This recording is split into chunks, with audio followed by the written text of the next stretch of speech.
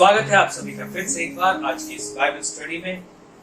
मैंने आपको पिछली बार बताया था कि जिस नगरी में हम जाएंगे उस नगरी के अंदर क्या है। तो पहला हमने देखा कि परमेश्वर का सिंहासन है, उस पवित्र यरूशलेम जो पवित्र नगरी है जिसके बारे में प्रकाशित वाक्य कहता है कि वो ऊपर से उतरती है। तो उसके अंदर जो पहली चीज यूहन्ना ने देखी वो परमेश्वर का सिंहासन था। नंबर 2 मेमना था। नंबर 3 नदी है वहां पर। नंबर 4 राष्ट्रों को उसने देखा। और 5वां वहां पे प्रभु के सेवक भी यूहन्ना ने देखे। फिर 6वां उसने देखा कि स्वर्गदूत वहां पर हैं। और 7वां वहां पर देखा गया कि जीवन के वृक्ष जो है वो वहां पर है। अब हम देखेंगे कि अनंत काल के जीवन में क्या क्या होगा। अब तक हमने देखा जो शहर के अंदर, नगरी के अंदर क्या क्या होगा, लेकिन अब हम देखते हैं कि जो हमारा अनंत काल का जीवन होगा वो कैसा और वहां पर क्या होगा। तो आइए शुरू करते हैं। पहला है वहां पर एक बड़ी पुस्तक होगी। पुस्तक मेरे साथ निकाले। पहला जो है वो पुस्तक वैसा निकाले प्रकाशित वाक्य उसका 21वां अध्याय और 27वां वचन ऐसा कहता है। रेवलेशन 21:27 परंतु उसमें कोई अपवित्र वस्तु या घृणित काम करने वाला या झूठ का कहने वाला किसी रीति से प्रवेश न करेगा, पर केवल वे लोग जिनके नाम मेमने के जीवन की पुस्तक में लिखे हैं, यानी जिनके नाम मेमने के जीवन की पुस्तक में पाए जाएंगे, केवल उन्हीं को उसमें प्रवेश मिलेगा। यूहन्ना मेरे साथ निकाले। यूहन्ना उसका 6वां अध्याय और 68 वचन। जॉन 6:68 यूहन्ना उसका 6वां अध्याय और 68 वचन। बहुत ही ध्यान से सुने। हम देख रहे हैं कि वहां पर क्या है। सबसे पहले अंदर अनंत काल के जीवन में प्रवेश करने के बाद हमें एक पुस्तक मिलेगी और वही लोग प्रवेश करेंगे जिनका नाम उस पुस्तक में पाया जाएगा। आइए पढ़ेंगे यूहन्ना 6:68। शमौन पतरस ने उसको उत्तर दिया, हाँ हे प्रभु, हम किसके पास जाए? अनंत जीवन की बातें तो तेरे ही पास है। यानी हम किसके पास जाए? अनंत जीवन की बातें तेरे ही पास है। तो इसका मतलब ये हो गया कि अगर कोई व्यक्ति यीशु मसीह को स्वीकार करता है उसे अनंत जीवन मिलता है। अब अनंत जीवन की बातें ऐसा कहा है तो उस अनंत जीवन की बातों में ये पुस्तक भी है। अब मेमने की पुस्तक ऐसा नहीं कहा गया है यहाँ पर। अगर आप देखें प्रकाशित वाक्य इसमें इसे मेमने के जीवन की पुस्तक, मेमने की पुस्तक नहीं कहा गया है, मेमने के जीवन की पुस्तक कहा गया है। अंग्रेजी में लैम्स बुक ऑफ लाइफ, यानी मेमने के जीवन की पुस्तक। मेमने की पुस्तक नहीं, मेमने के जीवन की पुस्तक। अगर हम यूहन्ना के सुसमाचार की पुस्तक को देखें तो हम यीशु मसीह को ये कहते हुए पाते हैं कि मेरे वचन या मेरी बातें, मेरी लिखी और कही बातें आत्मा है और जीवन है। John chapter 6:63। यदि हम यूहन्ना के सुसमाचार की पुस्तक होते तो यीशु मसीह ने कहा मेरा वचन या मेरी बातें या मेरी लिखी और कही बातें क्या है? वो आत्मा और जीवन है। ये पढ़ेंगे उसको। जॉन 6:63। आत्मा तो जीवनदायक है, हाँ। शरीर से कुछ लाभ नहीं। शरीर से कोई लाभ नहीं, आत्मा जीवनदायक है। और आगे जो बातें मैंने तुमसे कही है, हाँ। वे आत्मा है और जीवन भी है। हाँ, इसका मतलब यदि हम परमेश्वर के वचन में नहीं हो तो हमारे पास जीवन नहीं है। इसका मतलब भले शरीर में हम जिंदा हैं लेकिन आत्मिक रूप में हम मरी हुई दशा में हैं। यानी हम वो मरा हुआ व्यक्ति हैं जो सांस लेते हुए शरीर में जी रहा है। ओके, तो हमें इसके लिए वचन को तोते की तरह से रट लेना या याद कर लेना नहीं चाहिए, क्योंकि यूहन्ना 1:1 कहता है आदि में वचन था, वचन परमेश्वर के साथ था और वचन परमेश्वर था। तो ये परमेश्वर के वचन जो हमारे अंदर कहे गए हैं वे हमारे अंदर पहुंचते हैं। जब वो अंदर पहुंचते हैं यानी हम उसे स्वीकार करते हैं तब हमें यही वचन अनंत जीवन देते हैं। तो अब आपको समझ में आ गया, वचन को पढ़ लेना ये जीवन नहीं देता है, वचन को रट लेना ये जीवन नहीं देता है। जब हम इन वचनों को अपनी आत्मा की गहराई में अंदर बैठा लेते हैं, जब हम उसके अर्थ को समझते हैं, जब हम उस पर उसका पालन करते हैं, तो ये वचन जो है क्रियाशील हो जाते हैं और उनमें जो जीवन है वो हमारे आत्मा में जीवन का को देने वाला एक स्रोत बन जाता है, एक साधन बन जाता है।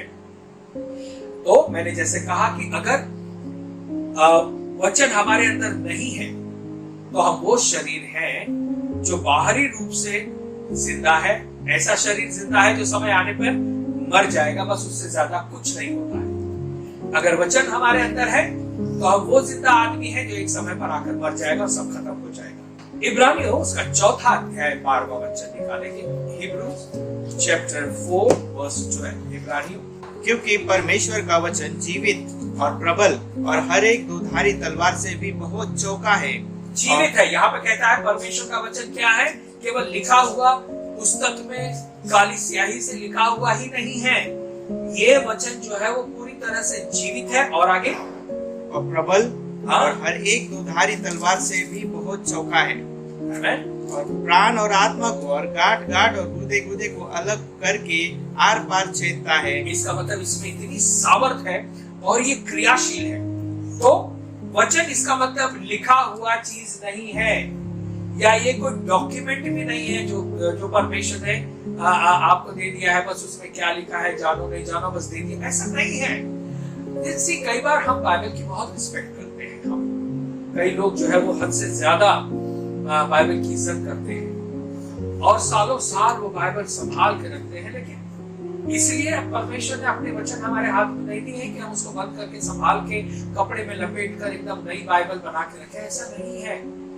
ये बाइबल और इसमें लिखे हुए वचन हमारे जीवन में तभी फायदेमंद होंगे जब हम इन वचनों को पढ़ेंगे, समझेंगे और अपनी आत्मा में उसको लेकर आएंगे और उसका पालन करेंगे, तो ये वचन हमारे अंदर जिंदा हो जाते हैं। तो इसमें जो जीवन है फिर हमें मिलने लगता है। ओके, सो पहली चीज हमने वहां पर देखी, अनंत काल में क्या होगा, लिखा है पुस्तक होगी। नंबर 2,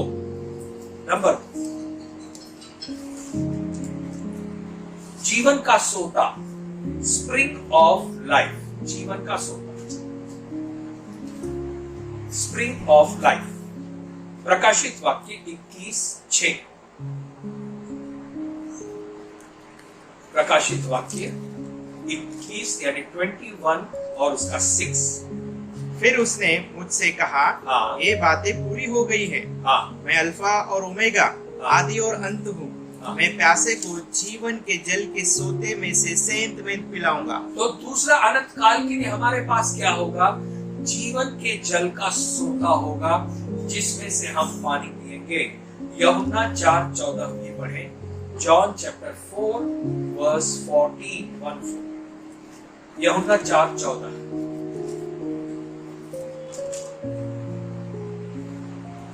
परंतु जो कोई उस जल में से पिएगा जो मैं उसे दूंगा, वो फिर अनंत काल तक प्यासा न होगा, वरन जो जल में उसे दूंगा वह उसमें एक सोता बन जाएगा जो अनंत जीवन के लिए उमड़ता रहेगा। ओके, तो इससे पहले हमने देखा जीवन के जल की नदी या फिर जीवन का जल, लेकिन यहाँ पर वो जीवन के जल का सोता कहता है। ओके, जब यीशु कुएं के पास उस सामरी स्त्री से मिले थे तो कुआं, इसका अर्थ इब्रानी भाषा के अनुसार पानी है। इब्रानी भाषा में कुआं अगर लिखा हुआ होता है तो उसको हिब्रू भाषा में कहते हैं माईम। माईम इसका मतलब पानी, कुएं को वो लोग माईम कहते हैं। लेकिन यदि पानी बहता हुआ होता है तो उसे हाईम माईम कहते हैं। अगर बहता हुआ पानी होता है तो उसको हिब्रू भाषा में हाईम माईम कहते हैं। माईम यानी जल या कुआं, हाईम माईम इसका मतलब बहता हुआ जल, अर्थात ऐसा पानी जिसमें जीवन का जल है, यानी जो जिसमें जीवन है। यूहन्ना चौथा अध्याय 10वां वचन, जॉन चैप्टर 4 वर्स 10। यीशु ने उत्तर दिया, हाँ। यदि तू परमेश्वर के वरदान को जानती और यह भी जानती कि वो कौन है जो तुझसे कहता है मुझे पानी पिला, हाँ। तो तू उससे मांगती और वह तुझे जीवन का जल देता। ओके, जीवन का जल जिसे हम कहते हैं। तो ये स्त्री जो थी वो कुएं के पास थी ना, उसके पास नैसर्गिक जीवन था यानी पानी था, और उससे यीशु ये कहते हैं कि यदि तू मुझे जानती तो तू मुझसे मांगती। माइम नहीं बल्कि हाई माइम, अर्थात तू मुझसे जीवन का जल मांगती और उसके बाद फिर तू कभी प्यासी न होती। यानी ये जो माइम है ये हाई माइम बन जाता, यानी तेरे पास कुएं का जो पानी है वो पिएगी तो तू फिर से प्यासी होगी, तुझे पानी लेने को इस कुएं के पास फिर से आना पड़ेगा, लेकिन मैं जो तुझे दूंगा वो हाई माइम होगा, यानी बहता हुआ, लगातार बहता हुआ जल होगा जिसके द्वारा तू प्यासी न होगी। यूहन्ना उसका चौथा अध्याय 17 और 18 वचन भी देखेंगे, जॉन चैप्टर 4 वर्स 17 एंड 18। स्त्री ने उत्तर दिया, मैं बिना पति की हूँ। यीशु ने उससे कहा, तू ठीक कहती है, मैं बिना पति की हूँ, क्योंकि तू 5 कर चुकी है और जिसके पास तू अब है वह भी तेरा पति नहीं। अब यहाँ पर यीशु मसीह ने उस स्त्री से कहा कि जिस जिंदगी को पाने के लिए तू प्रयत्न कर रही है, यानी एक के बाद दूसरा पति, दूसरे के बाद तीसरा, यानी अपनी समझ से तू अपना जीवन पाने की कोशिश कर रही है, चाहे जिस भी तरीके से तू अपने जीवन को भरना चाहे वो तुझे ये नहीं दे सकता जो मैं दूंगा। यानी कई बार हम इस संसार में अपनी जिंदगी में शांति और आनंद पाने के लिए या अपनी आवश्यकताओं को पूरा करने के लिए हम यहाँ वहां भागते हैं। फिर हम देखते हैं कि हमारी समस्याओं का समाधान नहीं होता है, यानी एक के बाद दूसरी समस्या, और फिर हम प्यासे के प्यासे ही रह जाते हैं। यहाँ पर यीशु मसीह ये कह रहे हैं कि तू अगर अपने तरीके का जल लेगी, ये कुएं के पास आकर लेगी, तो फिर से तू प्यासी हो जाएगी, लेकिन जो जल मैं तुझे दूंगा वो हाई माइम हो जाएगा, यानी बहता हुआ जल हो जाएगा। यानी कि दूसरे शब्दों में यीशु मसीह उस स्त्री से कहना चाहते थे कि तेरे द्वारा किया गया प्रयत्न जो है वो तुझे हाई माइम दे सकता, हाई माइम नहीं दे सकता, यानी बहता हुआ जल नहीं देता। और इसीलिए यीशु मसीह ने उससे कहा, यदि तू मुझसे मांगती तो तुझे सोता मिलता। यूहन्ना 4:14 में लिखा, यदि तू मुझसे मांगती तो तुझे क्या मिलेगा? सोता मिलेगा, बहता हुआ जल। ये सोता है जो जीवन लाता है, और उसी को यहाँ बाइबल में जीवन का जल कहा गया है। तीसरा है पानी या नदी, वाटर और रिवर। रेवलेशन चैप्टर 22 वर्स 1, प्रकाशित वाक्य 22:1 और यूहन्ना 7:37, जॉन चैप्टर 7 वर्स 37। रेवलेशन 22:1 ऐसा कहता है, फिर उसने मुझे बिल्लौर की सी झलकती हुई जीवन के जल की नदी दिखाई, जो परमेश्वर और मेमने के सिंहासन से निकलकर उस नगर की सड़क के बीचों बीच बहती थी। नदी के इस पार और उस पार जीवन का वृक्ष था।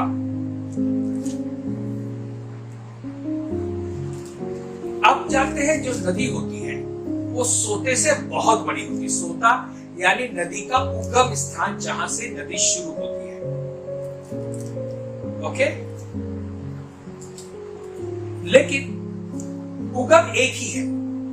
ये जो बड़ी नदी है, ये शुरुआत होने का जो उसका स्थान है, यहां पर हमने देखा वो एक ही, अर्थात ये नदी सिंहासन से यानी परमेश्वर की ओर से बहती है।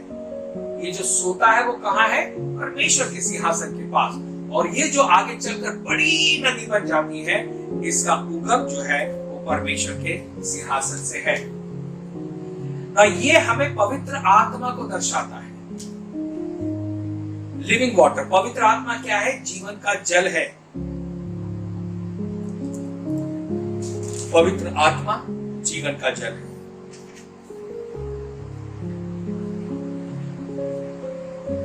यूहन्ना उसका 7वां अध्याय 37 और 38 वचन, जॉन चैप्टर 7 Verse 37 and 38. पर्व के अंतिम दिन जो वो दिन है, यीशु खड़ा हुआ और पुकार कर कहा, यदि कोई प्यासा हो तो मेरे पास आए और पिए। जो मुझ पर विश्वास करेगा, जैसा पवित्र शास्त्र में आया है, उसके हृदय में से जीवन के जल की नदियां बह निकलेंगी। यहाँ पर ये जो बात हमने पढ़ी अभी, ये यीशु ने ये बातें पर्व के अंतिम दिन में कही है। फीस्ट ऑफ टैबरनेकल जिसको कहते हैं, उस दिन कही है। तो पर्व में महायाजक जो था वो शिलोह के कुंड के पास जाता था, और जहां पानी का सोता होता था, यानी जहां पे हाई माइल होता था, यानी बहता हुआ जल होता था, वहां से वो एक पात्र में पानी लेकर मंदिर में उससे ये कहते हुए उंडेल देता था कि देखो ये जीवन के जल की नदी है। ये वहां का रिवाज था। यानी जब तंबू टैबरनेकल का पर्व होता था, तंबू का पर्व, उस समय हर साल महायाजक बहते हुए सोते से पानी लाकर मंदिर में उंडेलता था, ये कहते हुए कि ये जीवन के जल की नदी है। और जैसे ही उस समय जो अभी हमने यहाँ पर पढ़ा, जैसे ही यानी यूहन्ना 7 में जो हमने पढ़ा, तो यही विधि वहां चालू थी जहां पे यीशु मसीह खड़े थे। और जैसे ही उन लोगों ने ये कहा कि देखो जीवन के जल की नदी ये है, यीशु ने खड़े होकर ऊंचे स्वर से कहा, यदि कोई तुम में प्यासा है तो मेरे पास आकर पिए। जो कोई मुझ पर विश्वास करेगा, उसके अंदर से हाई माइन यानी जीवन के जल की नदी बह निकलेगी। इसका मतलब केवल छोटा सा सोता नहीं, या एक बर्तन भर के पानी ही नहीं, जैसा महायाजक लेकर आकर उंडेलते समय कहता था, वो बर्तन में लाता था और उसको उंडेलते हुए कहता था देखो ये जीवन की जल की नदी। तो यीशु मसीह बता रहे कि वो जो जीवन के जल की नदी जिसकी मैं बात कर रहा हूँ, वो किसी पात्र में लाया हुआ पानी नहीं है, बल्कि एक बहता हुआ जल, हाई माइन है। ये जो रिवाज है, आगे चलकर ये रिवाज नहीं होगा, या फिर जीवन के जल को उंडेले जाने का कोई ऐसा सीमित समय नहीं रहेगा। यीशु मसीह कहते हैं तो बहता रहेगा हमेशा। यानी जीवन के जल के नदी को पाने के लिए तुम्हें फिर से जो है फीस्ट ऑफ टैबरनेकल का या उस पर्व का इंतजार करना नहीं पड़ेगा, ये तुम्हारे पास हमेशा हमेशा रहेगा। यूहन्ना 7:39 यानी 7:39। उसने यह वचन पवित्र आत्मा के विषय में कहा, जिसे उस पर विश्वास करने वालों पाने पर थे, क्योंकि आत्मा अब तक न उतरा था, क्योंकि यीशु अब तक अपनी महिमा को न पहुंचा था। तो अब यहाँ पर जब यीशु मसीह कहते हैं जीवन का जल बह निकलेगा, तो ये वचन स्पष्ट बताता है कि जो बहने वाला जीवन का जल की नदी है, वो कुछ और नहीं बल्कि पवित्र आत्मा है। तो यूहन्ना 7:39 में यूहन्ना कहता है कि ऐसा यीशु मसीह ने जो ये कहा, उसके कहने के पीछे उनका उद्देश्य उस पवित्र आत्मा के बारे में बताना था, जो आने वाले समय में उसके चेले पाने वाले थे। तो यीशु ने कहा जो प्यासा मेरे पास आएगा, उसे सोता नहीं बल्कि नदी मिल जाएगी। परमेश्वर की नगरी में अनंत काल में ये नदी जो है वो वहां पर होगी। तो अब आपको समझ में आया, नदी इसका मतलब पवित्र आत्मा। अब एक बात और ध्यान दें कि इन बातों को हमें अभी पाना है। इसका मतलब ये नहीं कि हाँ जब हम उस परमेश्वर के नगरी में जाएंगे, नए आकाश नई पृथ्वी में जाएंगे, तब हमें वो नदी मिलेगी, ऐसा नहीं है। ये नदी आज भी आपके और मेरे लिए यहाँ पर उपलब्ध है, और इस नदी को अवश्य है कि हम अभी यहाँ पर पाएं। यदि अभी से हमारा नाम जीवन की पुस्तक में लिखा नहीं है, तो हम नगरी में प्रवेश नहीं कर पाएंगे। और जैसा यीशु ने कुएं के पास उस स्त्री से कहा कि यदि तू मुझे जानती, यानी कि इस नदी को पाने के लिए जरूरी है कि हम यीशु मसीह को जाने, उसे स्वीकार करें, तभी हम पवित्र आत्मा को पा सकते हैं। तो होने दे कि ये पवित्र आत्मा अभी हम में से हर एक में से बने, बाद में नहीं हो पाएगा, ये अभी आपके और मेरे लिए मौका है। तो इसके पहले कि परमेश्वर हमें अपनी नगरी में ले जाए, अभी वो हमारे अंदर कुछ करना चाहता है, हमारे अंदर से वो अभी उस नदी को बहाना चाहता है। हमारे अंदर वो अपना वचन यानी सोता नदी ले आना चाहता है। आइए चौथा देखें, नंबर 4, ट्री ऑफ लाइफ, जीवन का वृक्ष। मैं पहले आपके लिए पढ़ूंगा प्रकाशित वाक्य 22:2। यहाँ पर ऐसा लिखा है कि उस नगर की सड़क के बीचों बीच नदी बहती थी, यानी वो जो नदी थी वो नगर की सड़क के बीचों बीच बहती थी। नदी के इस पार और उस पार जीवन का वृक्ष था और उसमें 12 प्रकार के फल लगते थे और वह हर महीने फलता था और उस वृक्ष के पत्तों से जाति जाति के लोग चंगे होते थे। यूहन्ना 15:1 से लेकर 5 में यीशु मसीह ने कहा है ना, सच्ची दाखलता मैं हूँ, तुम डालियां हो, मेरा पिता किसान है और जो डाली फल नहीं लाती वो उसे काट डालता है। ये सब हमने पढ़ा, लेकिन हम यहाँ पे पढ़ेंगे यूहन्ना उसका 6वां अध्याय 35 से लेकर आगे। यीशु ने उनसे कहा, जीवन की रोटी मैं हूँ, जो मेरे पास आता है वो कभी भूखा ना होगा। यानी हमने यूहन्ना 15 में देखा यीशु मसीह ने कहा सच्ची दाखलता मैं हूँ। अब यहाँ पे यीशु मसीह कह रहे हैं जीवन की रोटी मैं हूँ, जो मेरे पास आएगा वो कभी भूखा ना होगा। आगे, और जो मुझ पर विश्वास करता है वो कभी प्यासा ना होगा। परंतु मैंने तुमसे कहा था कि तुमने मुझे देख भी लिया है तो भी विश्वास नहीं करते। जो कुछ पिता मुझे देता है वह सब मेरे पास आएगा और जो कोई मेरे पास आएगा उसे मैं कभी न निकालूंगा, क्योंकि मैं अपनी इच्छा नहीं वरन अपने भेजने वाले की इच्छा पूरी करने के लिए स्वर्ग से उतरा हूँ। और मेरे भेजने वाले की इच्छा यह है कि जो कुछ उसने मुझे दिया है उसमें से मैं कुछ न खोऊं, परंतु उसे अंतिम दिन फिर जिला उठाऊं। क्योंकि मेरे पिता की इच्छा यह है कि जो कोई पुत्र को देखे और उस पर विश्वास करे वह अनंत जीवन पाए, और मैं उसे अंतिम दिन फिर जिला उठाऊंगा। इसलिए यहूदी उस पर कुड़कुड़ाने लगे, क्योंकि उसने कहा था जो रोटी स्वर्ग से उतरी वह मैं हूँ। और उन्होंने कहा, क्या यह यूसुफ का पुत्र यीशु नहीं, जिसके माता पिता को हम जानते हैं? तो वह कैसे कहता है कि मैं स्वर्ग से उतरा हूँ? यीशु ने उनको उत्तर दिया, आपस में मत कुड़कुड़ाओ। कोई मेरे पास नहीं आ सकता जब तक पिता जिसने मुझे भेजा है उसे खींच न ले, और मैं उसे अंतिम दिन फिर जिला उठाऊंगा।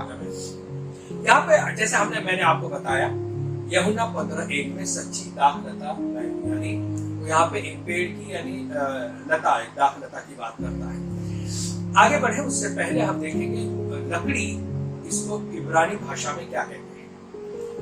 हिब्रू भाषा में एट्स कहते हैं, ETS एक्स। वुड यानी लकड़ी को इब्रानी भाषा में ETS एक्स कहते हैं,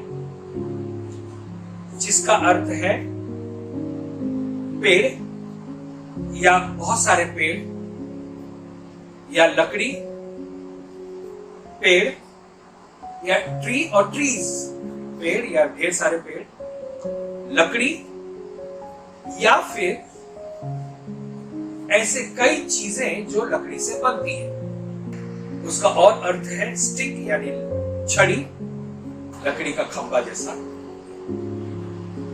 एक्स। जीवन के वृक्ष का फल क्या है? जीवन, जैसे हमने यूहन्ना 6:35 में पढ़ा, यीशु मसीह ने कहा जीवन की रोटी मैं हूं, जो मेरे पास आएगा वो कभी भूखा न रहेगा। जीवन के वृक्ष का फल क्या है? अब आपको समझ में आया। जीवन की रोटी मैं हूं, तो जीवन का जो फल है वो यीशु मसीह है। फिर यूहन्ना 6:53 में 53 में कहा है, मेरा मांस खाने की वस्तु है और मेरा लहू पीने की वस्तु है। यानी कि जीवन का जो वृक्ष है वो स्वयं यीशु मसीह का चित्र है। ओके, जीवन का वृक्ष क्या है? यीशु मसीह है। हमने देखा जीवन के जल की नदी क्या है? पवित्र आत्मा है। और जीवन का जल, जो जीवन का पेड़ है, ट्री ऑफ लाइफ, वो कुछ और नहीं बल्कि यीशु मसीह को दर्शाता है। उसकी देह, उसका लहू, उसके फल, जो कुछ वो करता है वो यीशु द्वारा हमें वो जीवन दिए जाने का चित्र है। तो उस नगरी में सच में एक नदी होगी, वृक्ष होगा। ये वे चिन्ह है जो परमेश्वर हमें दिखाना चाहता है। ये चिन्ह जिसका सच में अर्थ है यीशु मसीह। यीशु हमेशा वास्तविकता है, ट्रुथ है। क्योंकि यीशु ने कहा मेरे बिना तुम्हें जीवन नहीं होगा। तो यदि आज हमारे जीवन में यीशु नहीं है तो हम जीवन के वृक्ष का फल उस समय नहीं खा सकते। ये सभी बातें स्वयं परमेश्वर ही से संबंधित हैं। तो हमारे अंदर आज अगर यीशु मसीह है तो हम उसके फल को खा सकेंगे। पांचवा, यीशु, जीसस द लैम, यीशु जो मेमना है। प्रकाशित वाक्य 1:18 और यूहन्ना 5:26। प्रकाशित वाक्य उसका पहला अध्याय और 18वां वचन, और उसके बाद जो है यूहन्ना 5:26।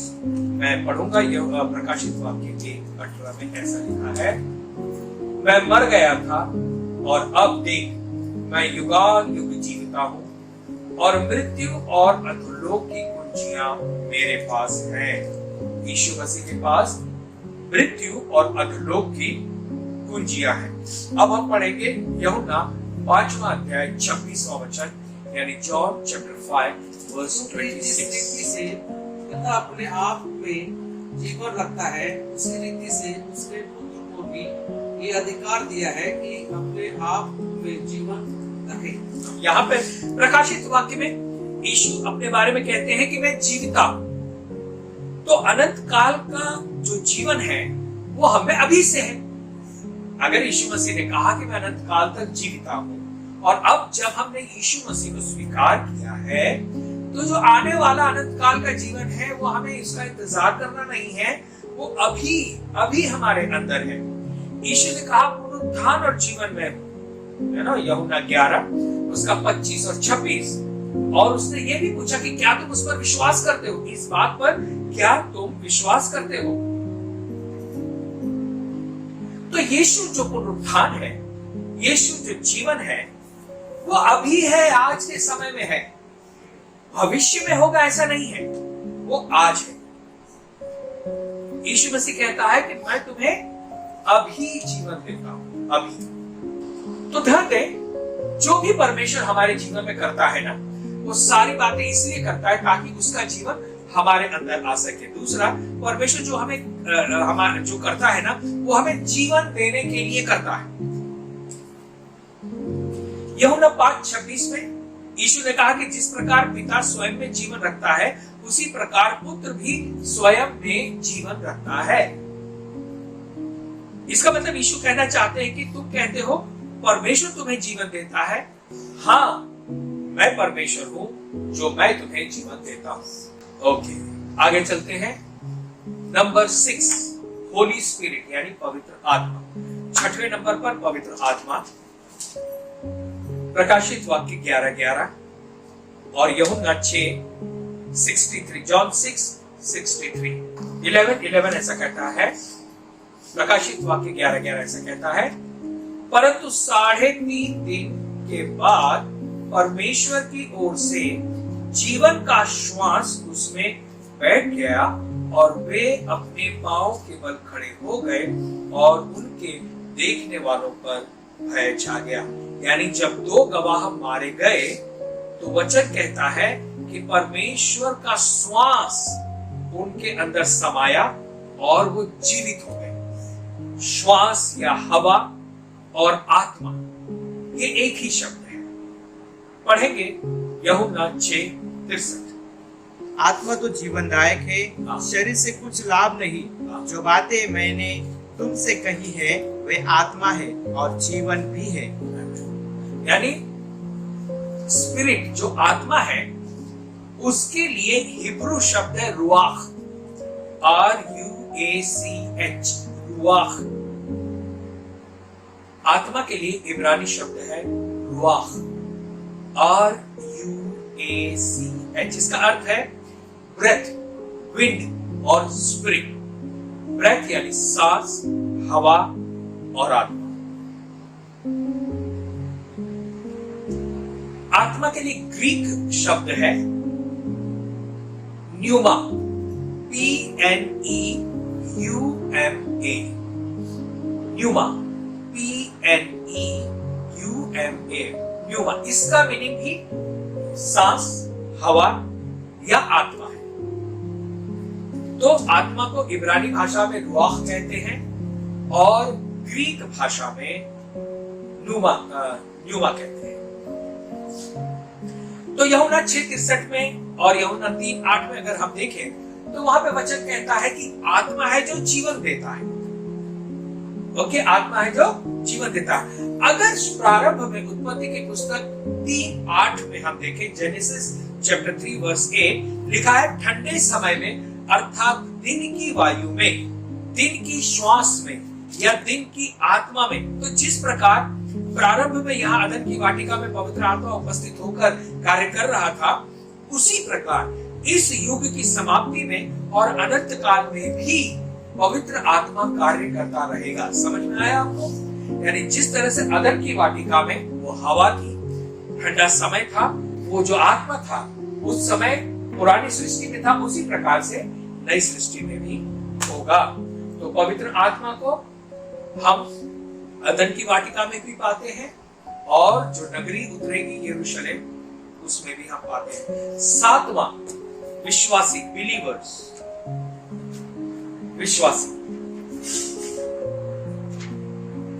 प्रकाशित वाक्य 2:10 यानी रेवलेशन 2:10 और जॉन 3:16, जो दुख तुझको झेलने होंगे उनसे मत डर, क्योंकि देखो शैतान तुम में से कुछ को जेल खाने में डालने पर है, ताकि तुम परखे जाओ और तुम्हें 10 दिन तक क्लेश उठाना होगा। प्राण देने तक विश्वासी रहे तो मैं तुझे जीवन का मुकुट दूंगा। ओके, यूहन्ना 3:16, परमेश्वर ने जगत से ऐसा प्रेम किया, परमेश्वर ने जगत से ऐसा प्रेम रखा कि उसने अपना इकलौता पुत्र दे दिया, ताकि जो कोई उस पर विश्वास करे वह नष्ट न हो परंतु अनंत जीवन पाए। तो यहाँ पे जीवन की बात करता है। हमारे वहां होने का कारण ये होगा कि हमने जीवन को पाया है। कब पाया है? अभी पाया है। इस समय जैसे हमने यीशु मसीह को स्वीकार किया, हमने जीवन पा लिया है। हम वहां जीवन पाने के लिए नहीं जाएंगे, समझ रहे हैं आप? क्योंकि हमने जीवन पा लिया है और ये जो जीवन हमने पाया है वो अनंत काल का है। इसका मतलब शरीर मर जाएगा और ये जीवन भी मर जाएगा, ऐसा नहीं है। जो जीवन हमने अभी पाया है वो अनंत काल का जीवन है। तो जैसे हमने प्रकाशित वाक्य 2:10 में भी कहा कि मैं तुझे जीवन का मुकुट दूंगा, यहां परमेश्वर जीवन देने का वायदा करता है। वो जीवन जो हमने अभी पा लिया है, जैसे यूहन्ना 3:16 में कहा कि वो नाश न हो अनंत जीवन पाए। इसका मतलब हमने वो जीवन पा लिया है और हम उस जीवन को पाएंगे। तो दो तरीके का हम देखते हैं, यानी हर परिस्थिति में उस जीवन को बनाए और बचाए रखें जो अभी हमने पाया है, क्योंकि तभी हमें जीवन का मुकुट प्राप्त होगा। प्रकाशित वाक्य की प्रारंभ की शिक्षाओं में हमने 7 कलीसियाओं के लिए जो है पत्रों को देखा, लिखे हुए पत्रों को देखा। प्रत्येक कलीसिया के अगर आप पत्र को देखें तो परमेश्वर ने हर कलीसिया से एक वायदा किया है, अर्थात वे जो चर्च में जय पाए हुए होंगे उनके लिए परमेश्वर ने एक वायदा किया है। अब यहाँ पे कलीसिया को सताव के दौर से होकर जाना होगा जब तक वो पश्चाताप न करेगी। यानी कलीसिया जब तक पश्चाताप नहीं करेगी तब तक उसे उस दौर से होकर, यानी सताव के दौर से होकर जाना पड़ेगा। ये लिखा है प्रकाशित वाक्य 2 अध्याय और 22वें वचन में, रेवलेशन 2:22 ऐसा लिखा है, देख मैं उसे रोग शैया पर डालता हूं और जो उसके पास में विचार करते हैं यदि वे भी उसके से कामों से मन न फिराएंगे तो मैं उन्हें बड़े बड़े क्लेश में डालूंगा। इसका मतलब जब तक कलीसिया पश्चाताप नहीं करेगी उन्हें एक क्लेश के बाद दूसरे क्लेश के दौर से होकर जाना पड़ेगा। तो 7 कलीसियाओं को वो 7 वायदे मिले थे। ये उन कलीसियाओं के वे लोग हैं जिनका विश्वास सच्चा था और जो जय पाए हुए लोग थे। ऐसे लोग वहां पर अनंत जीवन में होंगे। आज हम यही रुक जाएंगे। अगले बार हम देखेंगे कि जो जय पाएगा उसके साथ परमेश्वर ने कौन कौन से वायदे किए हैं। जय पाएगा इसका मतलब हर परिस्थिति में जो अपने विश्वास में मजबूत रहकर मजबूत बना रहेगा वो विश्वास योग्य है। उसी के विषय में कहा गया है कि वो जय पाए हुए लोग होंगे, यानी जो किसी भी परिस्थिति में यीशु मसीह का इनकार नहीं करेंगे। ऐसे लोगों के साथ परमेश्वर ने कौन कौन से वायदे किए हैं वो अगले मंगलवार को हम देखेंगे। धन्यवाद इस बाइबल स्टडी में जुड़ने के लिए। परमेश्वर आप सभी को आशीष दे।